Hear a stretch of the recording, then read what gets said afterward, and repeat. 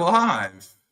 Hello and welcome into Talking Bengals, the world's realest podcast, because we keep it real and we're going to keep it real off the rails today. We got the whole crew minus Josh with us tonight. So Nick, Bernsey, how we doing? Hi. Day. 17-0. Hey, I didn't know we had Uncle Fester on the show. Okay, take the hat off real quick, Nick. Just show him see if he thinks the same thing I thought without the hat on. What does he look like he is without the hat on? He looks like he's trying to be 2006 Nick Houlihan again. Well, see, I thought he looked like he was going to be the enforcer of the prison gang because his orange shirt's like jumpsuit orange. Ooh, that's a good one. It's a Bengals shirt. I know it is, but initially, because we haven't seen you without a beard in so long now, that we're like, oh man, well, Nick had hard times in the slammer. No, interesting story. So I coach a 10U baseball team. Obviously, my son plays for it. And I made a deal with them that if we beat the one team that beat us pretty handily in the championship game, that I would let them take the clippers, shave my beard and my hair. Hi. So congrats to the 10U Blue Sox. Awesome job. Yeah, those boys played absolutely great, and I couldn't be any more proud of them. And you sacrificed so much for them because all the jokes and stuff we've made since you've looked like that. Yep. Don't worry, my beard will be longer than yours in about a month. It's okay. Yeah, that's fine. Yeah, I just trimmed it. Actually, I started realizing the gray hair is really obvious when it's longer. So I was like, So, what I've noticed is how much gray I have. I mean, look at this. Yeah. The whole beard is gray. Yeah. Not only am I bald, but the places I have hair is probably about a 40-60 split between gray and brown. So I'm like, you know what? F it. I'm just going to shave it all. Then I don't have to worry about it. All right, Richard. Yeah. Zach's starting to lose a little bit of receding hairline there. So, I mean, I've had the same hairline. I've had Zach the same got the hairline plug. since 8th grade. So, you know. I mean, is that 670-1 compliant right there? That hair, is it a little bit long? Is that 4 inches? I mean, it's not grooming, and it's 2 inches. Yes. It's not 2 groomed inches? at them. Yeah, they changed it to 2 inches. You got to update yourselves on the 670-1, Casey. I'm retired. Act like you've been I'm retired. So, anyways, past any kind of Army regulations, we're a Talking Bengals podcast. And big Bengals news right now. They are off for summer. School's out for summer. Hey, let's talk about why they're off for summer. Okay. Nobody? Do you not look at your news feed ever? No. I just figured you were going to keep talking. The whole reason why they stopped early is because everybody's looking good and everybody's healthy. Okay? Newsline, everyone's healthy. Everyone meaning Joe Burrow. Joe Burrow, 17-0, baby. Nick is excited. He's ready. And Bengals related news, T. Higgins at the Bananas was awesome. That was pretty cool. Doing the sexy Dexy. I like it. That was hilarious. I love that. I mean, since you brought it up, you know, it was nice to see Adam Dunn come out of retirement and still strike out. Yeah. That's what I told my wife about. I'm like, oh, Adam Dunn's taking it back. So I went Friday night and I was watching some of Saturday. And like, Adam Dunn did one of the two things he was known for, and it was not hit a bomb. Was really hoping that was going to be the case, that he was going to hit the bomb in the river again. Well, see, when the hometown guys come up, like, you know, he's what, late 40s at this point, early 50s, mid 50s, somewhere on that point. He's old as crap. But like, lob him one that he can crush, because that's what the fans are. It's a fan first experience, right? So we want to see Adam Dunn hit one into the river. Just give it underhanded. I don't care. I just want to see him crush one, not strike out. We saw that plenty. Throw the floater. Yeah. Throw the floater. Float it, Henry. Just float it. Rookie of the Year's on Disney Plus. Shameless plug. That's a great movie. But Did you guys get to watch any of Joe Burrow's talks in either podcasts or interviews or anything like that? It's 2019 LSU. That's what I heard. I mean, does that make you excited or what? Because he called his shot in 2019. This is it. Nick might be right. Could be our year. Undefeated Super Bowl champs. 21-0. 21-0. If you think about it, the fact that the Patriots were the best team in the AFC last year, and the second best team was the Broncos, you're like, both of those are very beatable teams. No. I'm not agree. really scared. Undefeated. I mean, the biggest problem that you're going to run into if they make it is the Rams. That again, the stupid. What is up with California teams ruining the Bengals? First it was the 49ers in 2 Super Bowls. Now it could be the Rams. Isn't the Super Bowl this year at SoFi again? Yes. How does that even work? I think the NFL, I mean, I know they'll never do it because of money and all that crap, but they should really have a city in like Iowa or somewhere random. And just like, college baseball always goes to Omaha. There's nothing else in Omaha, Nebraska. So put it in Iowa or Oklahoma or somewhere random. Oklahoma. Just a neutral city that has no NFL team that could be like, it's because you have a home game, you get to sleep in your own bed, not have to worry about a big time zone difference. Yeah, that's definitely an advantage. How about Alabama? There's nothing in Alabama. Just one team. No big deal. Okay, nothing Auburn, in Alabama. Yeah, that's Auburn. Yeah. Go back to Greenville, Alabama. Anyways, yeah. So that movie was shot in South Carolina. That's the most random thing. Forrest Where? Gump wasn't even shot in Alabama. It was shot in South Carolina. And Georgia. I wouldn't want to shoot it in Alabama either. So, I mean, You leave Alabama's name out your mouth. nah. Alabama sucks. It's one of my favorite states. I loved Alabama. It was fun. It's too flat. It's not that flat, Nick. You just go to the wrong places. Yeah. South Alabama is flat, which I don't mind. But Northern Alabama has mountains. Yes. Eastern as well. And Northeastern. It's not Kentucky. Thank God for that.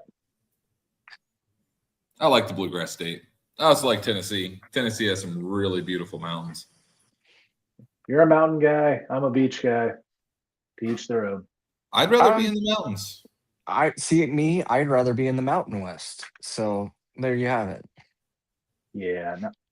In my opinion, mountains are fine. There's nothing wrong. I'm not going to say I don't like them, but if I never saw another mountain again, it would not bother me at all. Well, there's a good thing that your opinion means nothing. Having lived in mountains, actual huge, gigantic ones where thunderstorms collapsed over for 9 months, I'm just saying, it ain't all it's cracked up to be. They're fine. Well, you also associate mountains to other things as well. So, but a beach is awesome. How do you not love the beach? it's sandy and it gets It's everywhere. okay. You need so much Gold Bond. It's awful. But you need Gold Bond, Nick. Yeah. So. Yeah. Anyway, To each I their own. prefer the Mountain West because you can go 20 minutes in any direction and see a different scene. It's beautiful. Yeah. You go in the fall, you get the color changes on the mountains. Wintertime, I'm not a big winter outdoors guy, but the mountains are cool to look at. So, and living in Utah for 4.5 years, I got really spoiled. So I got to see a lot of different things in the national parks, whatever. National parks, yeah. Yeah. All parks are natural pretty much, unless it's a skate park. Or unless it's that park thing they made on Mall Road. Yeah, I don't know. That's the weirdest thing ever. Yeah. What park thing on Mall Like Road? the weird statues that are out there, like across from like Planet Fitness and whatnot. There's like a little statue area. Or the little sitting park that they made right there on Main Street near Shelby. Yeah, well, Florence does weird things. We'll just say that. There's a clock tower, Dixie and Turfway. I mean, I've been home 1,000,005 times at this point, and I guess I haven't explored those areas enough. Apparently, you don't open your eyes. If you blink, you'd miss all of them because they all suck. Yeah. Well, they're really small too, so I mean, I've Anyways. been to that Chick-fil-A, but that's about it's only it. the best Chick-fil-A in Northern Kentucky. So I mean, it is what it is. See, I used to say Argue. that about Houston Road, but then I went to the one on Mall Road, and I would agree. Have Yeah. you been to the one on 42? I just Oh. found out like last week that there was one on 42. Crushes Yeah, them. that's Crushes them. it's way down the way. I don't go out that way. That's forbidden land for me. Wow, so you won't come to my house. Okay, cool. No, you here's just the get other down direction. 75 for you. So Exactly. you could go on 75, yeah. Actually, I have to go up now, but yes. All right, we should probably try to get back to something Bengals at some point. Hey, look, I'm just happy that we got Joe Burrow calling a shot. Yeah. If he calls a shot and we win the Super Bowl this year, just saying, 21-0. Just saying. Call me Just crazy. saying. I've been called worse. Call Yeah. me crazy. Probably by us. Yeah, most likely you. I think the more Nick talks about it, the less likely it's going to happen. So let's stop No, he's- talking about it. He's speaking it into existence. It's that 21-0, positive, baby. It's gotta an make it happen. unwritten rule. It's like talking about the no-hitter while it's happening. Listen, Yeah. I'm not going to talk about it while it's happening. I It's not mean, happening right now. It's not happening. It'd be like me calling up and saying, "Hey, Zach, you need to come watch me pitch today." I am on bullpen. My bullpen before the game is just phenomenal, dude. I'm gonna throw a perfect game, guarantee it. And then I go out and I toss a perfect game, right? That's literally what I'm calling. Yes. you don't talk about it. It's an unwritten rule. Yeah. You don't talk Unwritten about it rules while are it's dumb. happening. You don't talk about it, period. You talk about it after it happens. We literally Once it talk about happens, it we all can the talk about it. time.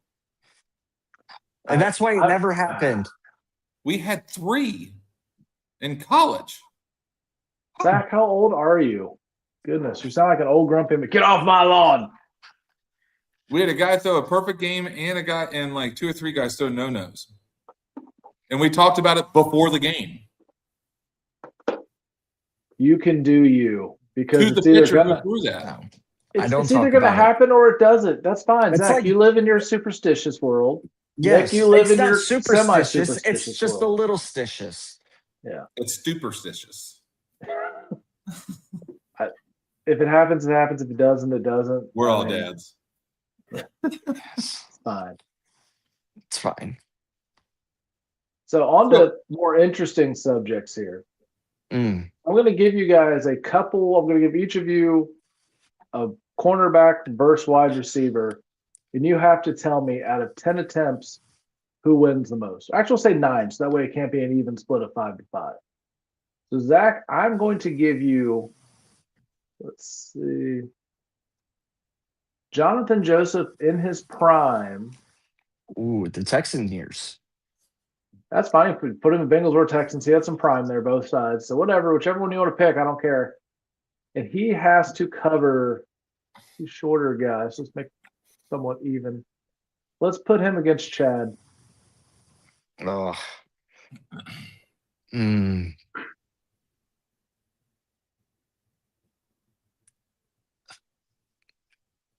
I'm gonna go 5-4 Chad. Because I like it. I like him in coverage a lot. But Chad is known for his route running and getting open and creating space. So I think Chad can still get the edge, but I think it's a lot closer than people will give it. So Yeah. whether I could he's a say Bengal 6-3. or a Texan, Yeah, I mean, You're I going can see a 6-3? 6-3. I think it'd be Nick? 6-3. I'm going 8-1. I think JJ gets lucky. Gets lucky once.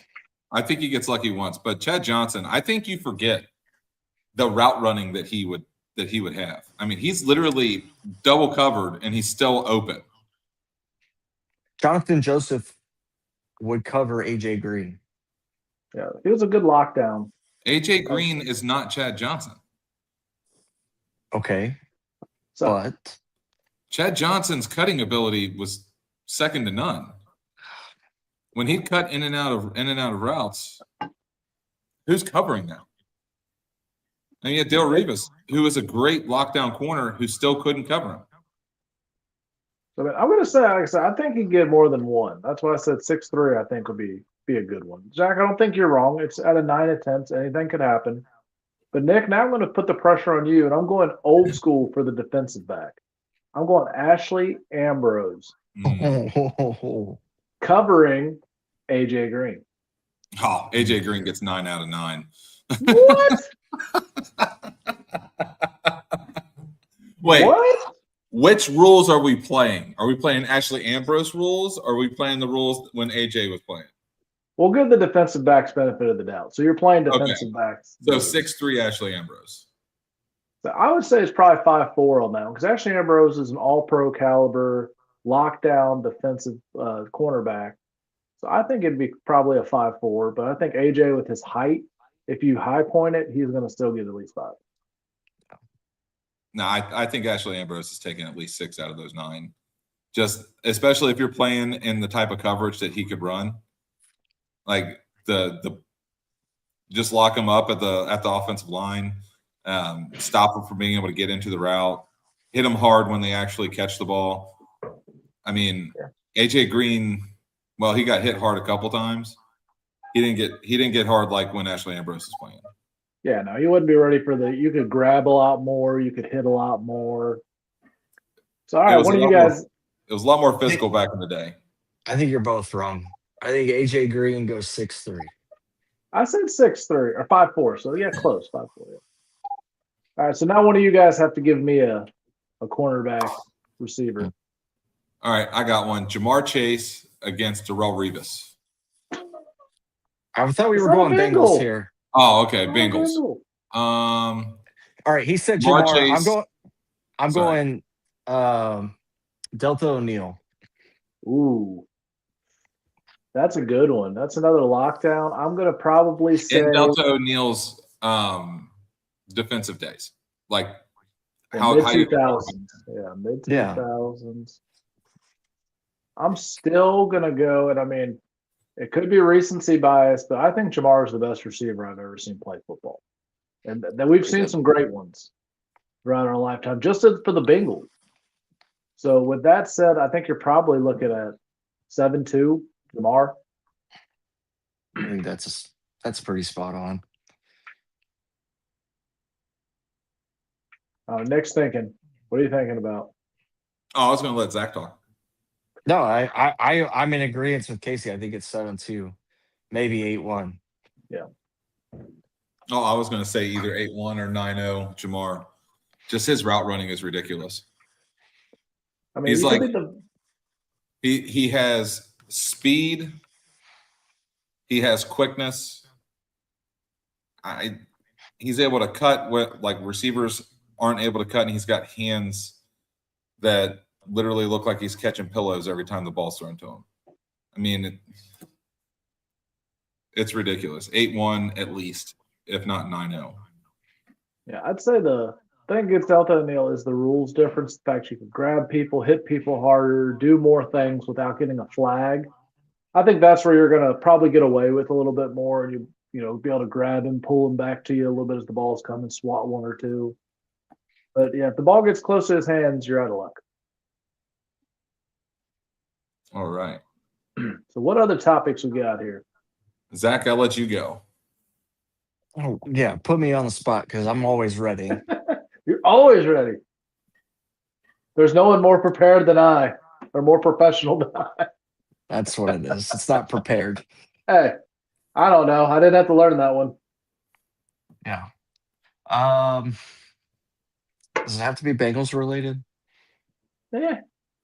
It's off season.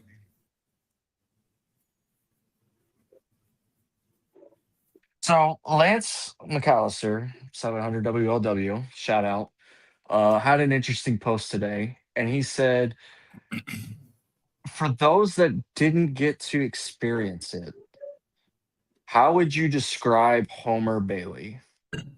I got you. And I was I I have my own personal views, but I'll let Nick go because I thought this was a very interesting topic that where it could go in a multitude of different ways. So Nick, go ahead. If you could imagine somebody going from Nolan Ryan awesomeness to the worst pitcher you've ever seen pitch on a mound, all in the same batter, that's Homer Bailey. That is very close to what I was going to say. Like, for a few games a season and 2 no-hitters, he was a Hall of Fame caliber pitcher. Like, when his stuff was on, he could have been an all-time great. But then he was pedestrian, 7 out of 10 starts.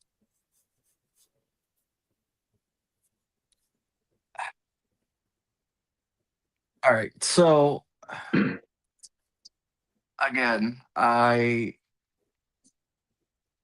really liked when we drafted, and I say we, I mean the Reds, drafted Homer Bailey. I thought it was he was a top tier caliber prospect, had the stuff that could compete with the Nolan Ryan. He wore 34, right? Um the anticipation and the build up to get him to the big leagues was like, when are they going to call him up? Where are they going to call him up? He's going to be the guy. He's going to be the guy. And we are like, they're never going to call this dude up. And they prolonged it so long that when he finally came up and he struggled, they're like, oh, now we get it.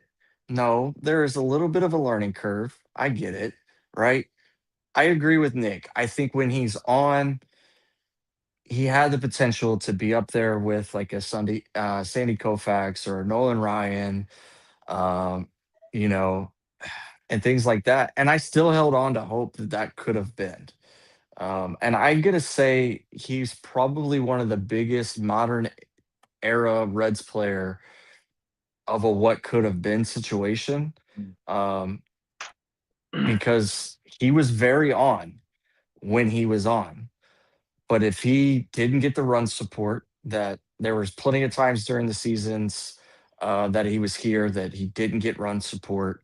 Um, and it just he gave up too many grapefruits too, man. Like when he was off, he did. He did look like I was out there with that game that I pitched what a third of an inning in Dodgers Amateur League. Tried to throw a slider. Tried to throw a slider. Couldn't even throw the slider, and it just hung in there. And the dude belted it to center field every single time. So I think he could have been a what? Who was the pitching coach for a long time that David Price? I think David Price was not the guy to get him going. Brian Price. What did I say? Billy Price? David Price. David Price. The lefty that played for Tampa. Maybe he would have been all right if he had David Price coaching him and mentoring him. Because David Price had some good years with Tampa and Boston. So, yeah. I don't know. He also had some really good years at Vandy, too. So, I mean, there's that, too. I'm curious about the fact of, okay, so is Hunter Green going to be the next Homer Bailey?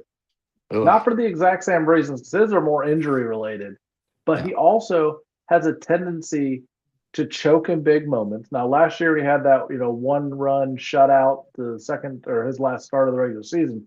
That was awesome, but he does tend to choke in big games.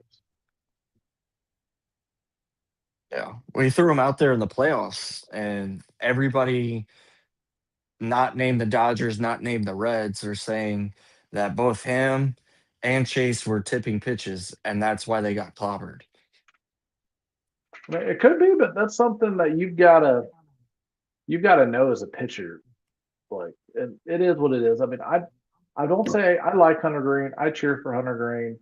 I don't think he'll pan out long term in Cincinnati, just for the fact that he gets injured, and he's not even the best pitcher in the rotation right now. Chase Burns has been the most consistent, And love him or hate him, and he struggled a little bit. Andrew Abbott is still very consistent. Is he lights out every start? No, but he is a very solid, consistent number 2, number 3 starter.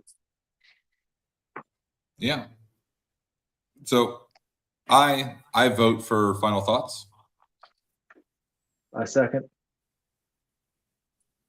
I'll go Business first. doesn't even exist. Why are we voting? I'll go first. Because we do whatever the heck we want to do.